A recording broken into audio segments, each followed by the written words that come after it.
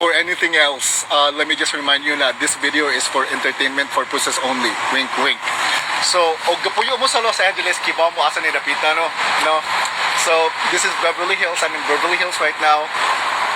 Kibaw mo nga nung nagkagidlay, nagkagubot-gubot na karon ng mga Marcoses. Kaya ang nahitabo manggod ni Lisa, karon wala siya gipalupad, wala siya gipapauli sa Pilipinas. Kay ang building nga ako nakita karon, I'm not going to show it. But guys, so before anything else, let me just before anything else, let me just dito sa Los Angeles, sa Beverly Hills.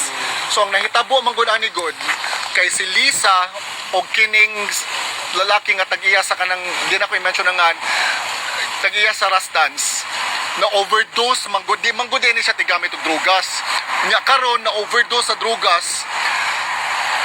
Ang foul play manggod ang ninahitabo kay gi-report nila 7 hours na later, but it is where Lisa Marcos o katong tag-iya sa Rustans ga stay dito sa Los Angeles, sa Beverly Hills.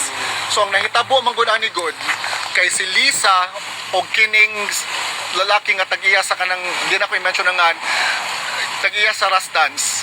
Subscribe my YouTube channel. This is Rosalie Sevillaros 13.